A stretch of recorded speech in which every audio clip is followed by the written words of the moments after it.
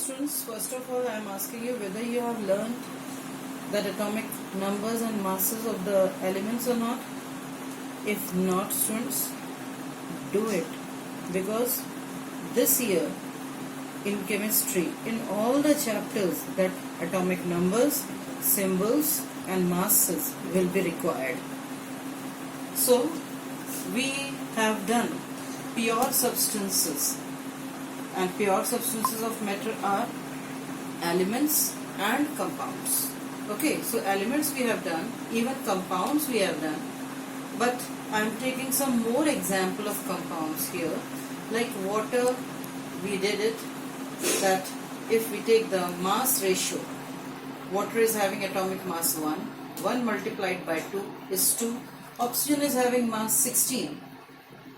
So if we simplify it further, 1 is to 8, 2 ones are 2, 2 8s are 16. 1 is to 8 ratio we are getting in between hydrogen and oxygen. So compounds always bear fixed ratio by their mass, by the combining element, of the combining elements. Like CO2, if I am taking again, carbon mass is 12. Now you are having the list of atomic masses also. Carbon mass is 12. Oxygen mass is 16. 16 multiplied by 2, that is 32. So on simplification, what we are getting, 3 is to 8. Okay, so simple ratio between carbon and oxygen is 3 is to 8. Here methane, if I am taking, CH4 is the formula. Carbon mass is 12. Hydrogen mass is 1. 1 multiplied by 4. That will be giving you 4. So on simplification, 4 ones are 4, 4 threes are 12. That means in between carbon and hydrogen ratio is 3 is to 1. Ratio by their mass. So what are compounds? Elements when combined in fixed ratio by their mass, they form compound. It is pure form of matter. Now I am taking properties of compounds. First property, elements combine in fixed ratio by their mass. This we have done many times, friends. Second, which is very important, combining elements lose their identity. Combining elements lose their identity or property. How? Like if I am taking hydrogen, I am telling you students that hydrogen can burn, and oxygen supports the process of burning. Without oxygen, burning cannot take place. That you also know. So hydrogen can itself burn, oxygen supports the process of burning, and when these two are combining together, water is used for extinguishing fire.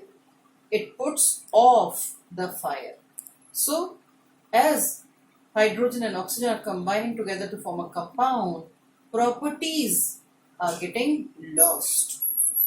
Properties are getting changed. Okay. So in compounds, elements which are combining loses their identity. Same is the case here also, students. Carbon, you have learned that coal contain carbon, paper contain carbon, and carbon can burn. Coal can burn, paper can also burn.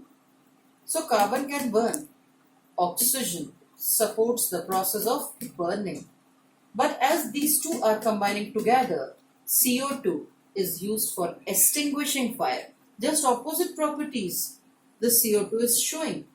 So here I have written, students, that combining elements lose their identity, lose their property. Next is compounds are homogeneous in nature. Homogeneous meaning, students, in water you cannot make out difference in hydrogen and oxygen.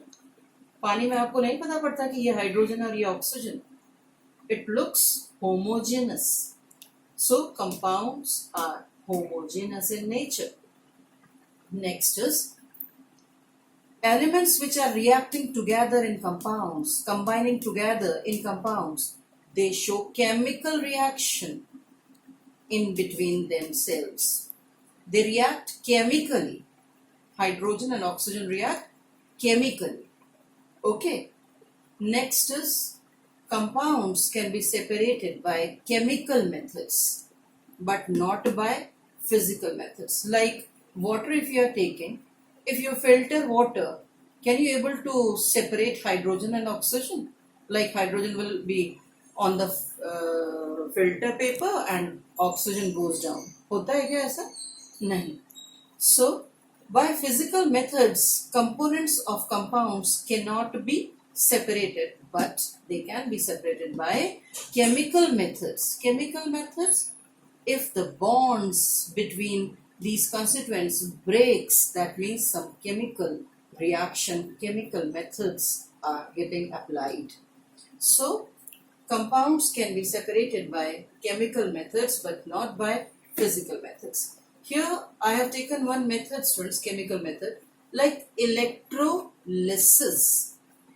Electrolysis, as the name is suggesting, electro meaning electricity and lysis, Lysis, lysis meaning breaking.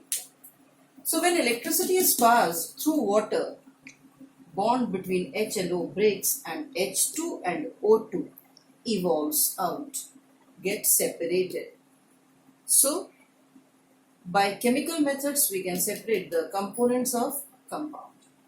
Now here I am giving you one question, students, that write down difference in element and compounds. This is your homework question, students. How elements are different from compounds. Here one more question is there, students. Why water is a compound? How can you say that water is a compound? I am telling you the answer also, students, and you have to write it in your copy, that in water, hydrogen and oxygen atoms are combining in fixed ratio.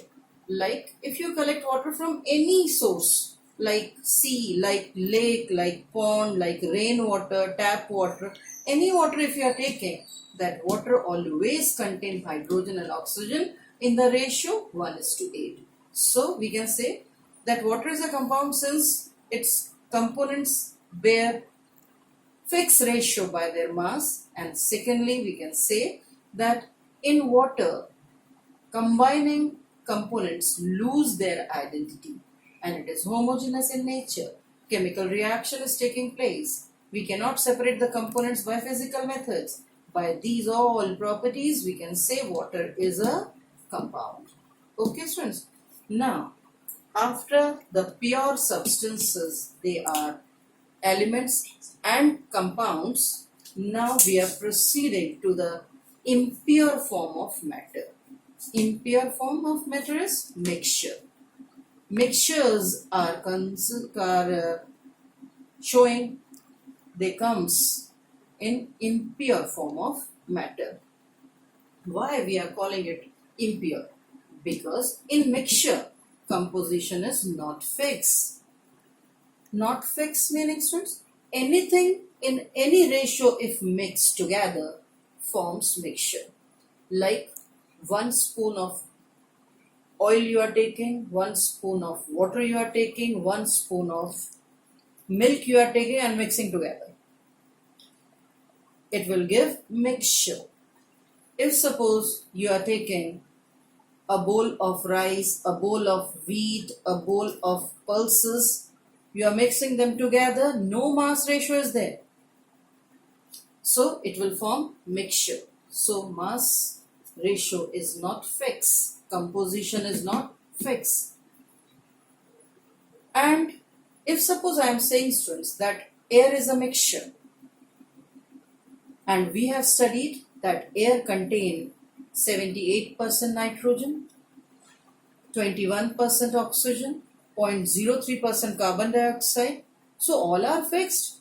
Then why we are saying that air is a mixture, air is impure form? Because in air, dust particles are also there, smoke particles are also there, moisture particles are also there, and these particles are not fixed everywhere.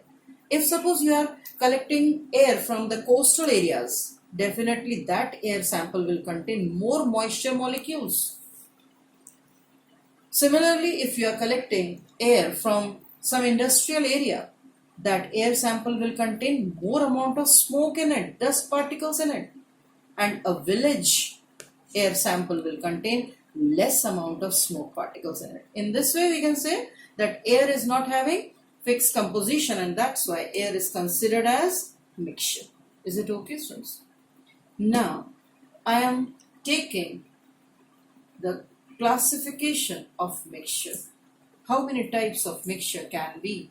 Mixture can be of two types, homogeneous and heterogeneous. You have done it in the junior classes also.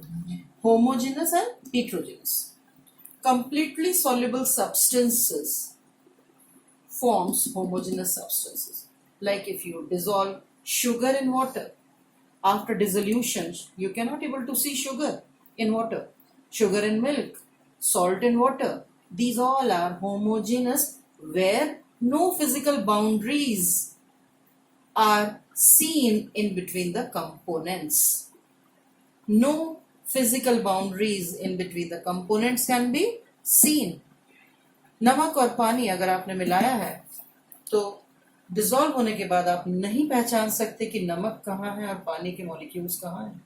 Similarly, if you are dissolving sugar in water, after dissolution you cannot able to differentiate that where is sugar and where is the milk particle. So these type of mixtures where no separate boundaries are there between the components, then it is called homogeneous mixture. Many examples I have given you first. Here, heterogeneous now I am taking. Incompletely soluble substances forms heterogeneous mixtures. Incompletely soluble substances meaning if the components are not getting dissolved into each other, they forms heterogeneous mixture. Oil and water. If you dissolve oil and water, oil will not able to get mixed into water and separate layers can be seen. So physical boundaries can be seen in between the components in case of heterogeneous mixture. Sand and water. As you keep on stirring, it will appear that sand is getting dissolved in water. But as you stop stirring, sand will settle down. And you can easily be able to differentiate between sand and water, soil and water, chalk powder in water, stones in water. They all are heterogeneous mixtures. Now, I am taking properties of mixture. As we have done properties of elements, compounds, now I am taking properties of mixture. In mixture, students, no fixed ratio between the components is there. We have done this. We have done this. No fixed ratio between or in the components or of the components. Second, components do not lose their identity. Like in compound, on mixing, components lose their identity. But in case of mixtures, components do not lose their identity. Like in air, nitrogen is there, oxygen is there, and they are showing their properties there also after getting mixed together. Oxygen is retaining its property. It is not losing its property in air. So they retain their property. Their properties are with them. They are not losing their properties. Okay, so next is constituents can be separated by any means. As we have done in elements, students, elements are what? They are formed by the same kind of atoms. In elements, we cannot able to separate the constituents by any of the method, either by physical or by chemical. किसी भी method से हम नहीं separate कर सकते elements में, but compounds में हम we cannot able to differentiate, we cannot able to separate by physical method, but we can separate the constituents by chemical method. But in case of mixture, constituents can be separated by any means. Any means meaning either by physical और by chemical. दोनों तरह से हम components को separate कर सकते हैं mixtures में. Okay, students? Then the last property I am taking is no chemical reaction take place between the components in mixture. अगर वो mixture है, then the components are not reacting chemically with each other. They are just as such in the mixture. like if you are mixing wheat and sugar particles together.